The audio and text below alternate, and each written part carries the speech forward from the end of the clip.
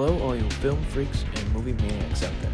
My name is Nolan Carr and I'd like to welcome you to the go-to podcast for all things cinema. But before you can ask any questions, just sit back, relax, as I present to you a Strawlane Studio Productions Critiquing with Carr. And welcome back everyone to a very special edition of Critiquing with Carr here in Vet from Friday. I can't believe all these episodes later we've reached the milestone that is number 50. To everyone who's tuned in recently, from the beginning, or somewhere in the middle, thank you so much for showing your love and interest in this podcast. You know, when I started my other podcast many moons ago, where I was talking to celebrities, never did I thought I'd have the opportunity to talk about movies that I watched and hopefully even enjoyed to a degree.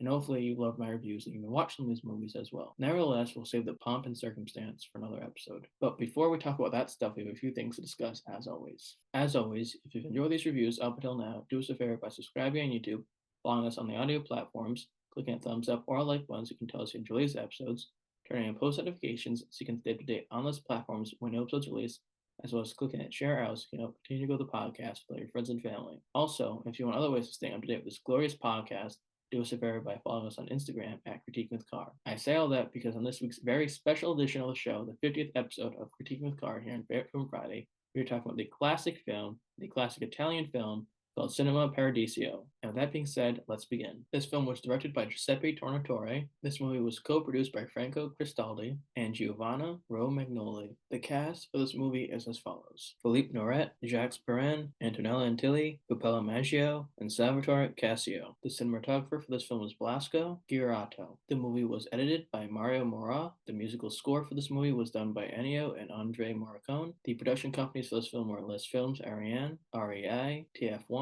Cristaldi Films, and Foreign Picture. The movie was distributed by Titanus. It was released on November 17th of 1988. The runtime for this movie is 155 minutes. The budget for this movie was $5 million US, and the box office total for Cinema Paradiso was $36 million US. The accolades for this movie are as follows. At the Academy Awards, the movie won for Best International Film. At the Golden Globe Awards, the movie won for Best Foreign Language Film. At the BAFTA Awards, the movie won for Best Film Not in the English Language.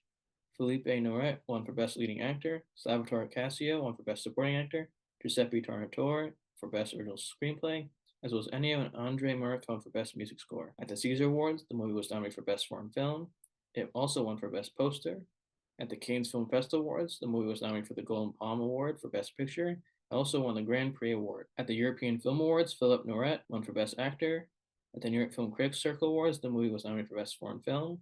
At the David D. Donatello Awards, the movie was nominated for Best Film, Giuseppe Tornatore for Best Director, Puppella Maggio for Best Supporting Actress, as well as Giovanna Romagnoli and Franco Cristaldi for Best Producer. At the David D. Donatello Awards, the movie was nominated for Best Film, Giuseppe Tornatore for Best Director, Puppella Maggio for Best Supporting Actress, as well as Giovanna Romagnoli and Franco Cristaldi for Best Producers. Ennio Morricone also won for Best Music. At the Directors Guild of America Awards, Giuseppe Tornatore was nominated for Outstanding Directorial Achievement in a Feature Film. And last but not least, at the Japan Academy Film Prize Awards, the movie was nominated for Best Foreign Language Film. And now it comes time for my two favorite moments, which is when I discuss the top 10 highest-grossing films for that year's release, being 1988's Cinema Paradiso. Coming in at number 10 was Die Hard. It was distributed by 20th Century Fox. Its worldwide gross was between $139.8 and $141.5 million. It stars Bruce Willis, Alan Rickman, and Alexander Goodenough. Coming in at number 9 was Big. It was distributed by 20th Century Fox. Its worldwide gross was $151.7 million. It stars Tom Hanks, Elizabeth Perkins, and Robert Loggia. Coming in at number 8 was Cocktail. It was distributed by Buena Vista Pictures. Its worldwide gross was $171.5 million. It stars Tom Cruise, Brian Brown, and Elizabeth Shue. Coming in at number 7 was A Fish Called Wanda. It was distributed by United International Pictures. Its worldwide gross was $188.6 million. It stars John Cleese, Jamie Lee Curtis, Kevin Kline, and Michael Palin. Coming in at number 6 was Rainbow 3. It was distributed by TriStar Pictures. Its worldwide gross was $189 million. It stars Sylvester Stallone, Richard Crenna, and Kurtwood Smith. Coming in at number 5 was Twins. It was distributed by Universal Pictures. Its worldwide gross was $216.6 million. It stars Arnold Schwarzenegger, Danny DeVito, and Kelly Preston. Coming in at number 4 was Crocodile Dundee. It was distributed by Hoyt's Distribution and Paramount Pictures. Its worldwide gross was $239.6 million. It stars Paul Hogan, Linda Kozlowski, and John Milian. Coming in at number 3 was Coming to America. It was distributed by Paramount Pictures. Its worldwide gross was between $288.8 and $350 million. It stars Eddie Murphy, Arsenio Hall, and James Earl Jones. Coming in at number 2 was Who Framed Roger Rabbit. It was distributed by Buena Vista Pictures. Its worldwide gross was $351.5 million. It stars Bob Hoskins, Christopher Lloyd, and Charles Fleischer. And finally, coming in at number 1 as the highest-grossing film of 1988 was Rain Man. It was distributed by MGM and United Artists. Its worldwide gross was $354.8 million.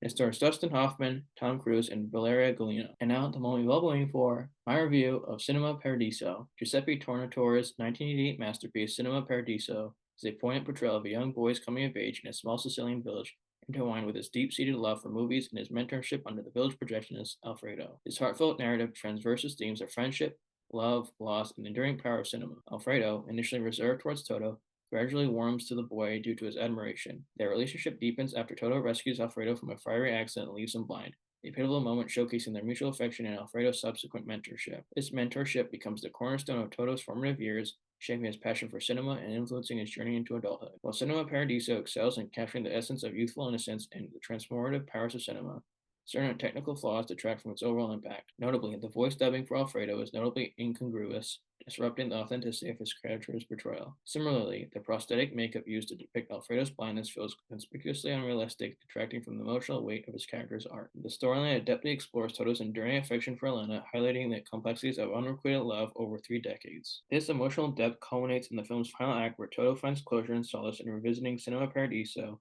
and rediscovering the real spliced-out love scenes preserved by Alfredo, a poignant reflection of lost time and suppressed emotions. Cinema Paradiso is undeniably captivating, yet its pacing and character development falters in parts, particularly in its portrayal of Toto's adult life, which feels underdeveloped compared to his formative years. Ultimately, Cinema Paradiso remains a commendable cinematic achievement, blending evocative storytelling with heartfelt performances. Its enduring legacy lies in its ability to evoke nostalgia for a bygone era of cinema, while celebrating the universal theme of love, friendship, and personal growth. In conclusion, Cinema Paradiso stands as a testament to the transformative power of cinema and the enduring bonds that shape our lives.